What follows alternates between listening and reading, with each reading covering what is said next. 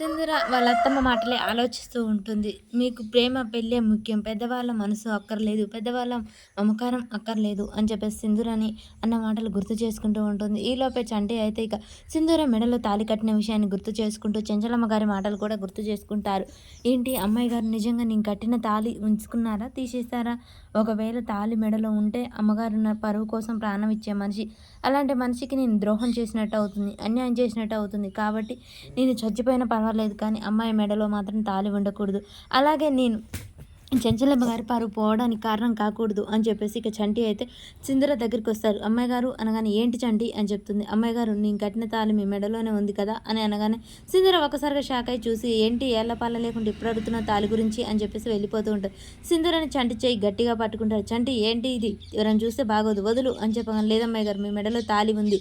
తాళి కాదు అది తాయెత్తే అని చెప్పేసి అప్పుడు చాముండి దగ్గర చూపించిన విషయం గుర్తు చేసుకుంటూ ఉంటాడు. నాకు తెలుసు ఆ రోజు తాయెత్తే కానీ ఈ రోజు మీ మెడలో ఉంది తాళి నాకు తెలుసు మీరు తాళి తీయలేదు నాకు తెలుసు అని చెప్పేసి చంటి గట్టిగా మొండిగా వాదిస్తుండు. చంటి నీకేమైనా పిచ్చా వదులు చెయ్యి అని చెప్పేసి సింధూర వదలాయించుకుంటూ ఉంటుంది. లేదమ్మాయి గారు మీ పరువు పోవడానికి నేను ఒప్పుకోను. నా ప్రాణాలు పోయినా సరే నువ్వు అమ్మగారు మంచిగా ఉండాలి అని చెప్పేసి ఇక సంటి అయితే గట్టిగా సింధూర మెడలో ఉన్న తాళి బయటికి లాగుతూ ఉంటారు. సింధూర అటు లాగుతూ ఉంటుంది. ఇద్దరి మధ్యలో తాళి పట్టుకొని అయితే అలా లాగుతూ ఉండగానే ఒకసారిగా తాడు బయటికి వస్తుంది. అది చూసిన చంటి ఇంకా షాక్ అయి నిలబడి చూస్తూ ఉంటాడు. అమ్మాయి గారు మీరు చేసిన పని ఏంటి? తాళి తీయాలి కదా తీయకుండా ఎందుకు అలా ఉంచుకున్నారు? నేను కట్టిన తాళి నేనే తీసేస్తాను.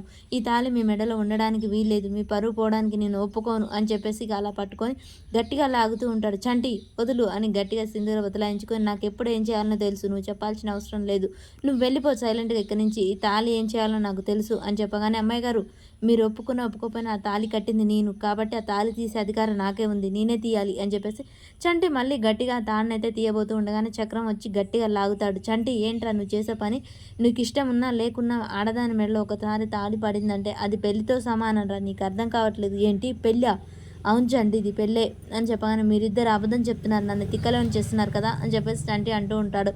ఈలోపే ఇక కేశవ్ అయితే అటు ఇటు వెతుక్కుంటూ ఈ బయటకైతే వస్తూ ఉంటాడు చంటి కోసం.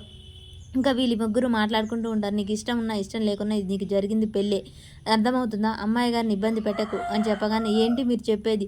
అసలు ఈ తాళి అమ్మాయి గారి మెడలో ఉంటే నేను ఒప్పుకొని ఇప్పుడే చెంచలమ్మ గారికి చెప్తాను అని చెప్పేసి చంటి అనగానే సింధూర భయపడిపోతూ ఉంటుంది. ఇక కేశవ్ బయటికి వస్తుంటారు. అవును ఇప్పుడే చెంచలమ్మ గారికి చెప్తాను. నన్ను చంపినా పర్వాలేదు ఈ విషయం చెప్పి నేను చేసింది తప్పని ఒప్పుకొని నీ మెడలో తాళి తీపిస్తాను అని చెప్పేసి అనగానే సింధూర భయపడిపోతూ ఉంటుంది. చంటి నీకేమైనా పిచ్చా?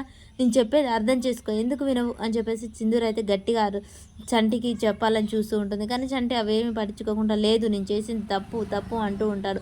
ఇక కేశవ బయటకు వచ్చి వీళ్ళ ముగ్గురు అక్కడ ఉండడం చూస్తాడు. చూడు చంటి నువ్వు చేసింది తప్పో ఒప్పో నాకు తెలుసు నేను చూసుకుంటాను. ఈ తాళి వల్ల నీకు ప్రమాదం రాకూడదు అది నేను చూసుకుంటాను అని సింధూర చంటికి చెప్తూ ఉంటుంది. కేశవ ఆ మాటలు వింటూ అరే చంటి అని పిలుస్తాడు. మరి ఈ మాటలు విన్న కేశవ వీళ్ళిద్దరిని ఒకటి చేస్తాడా? అసలు ఏం జరుగుతుంది?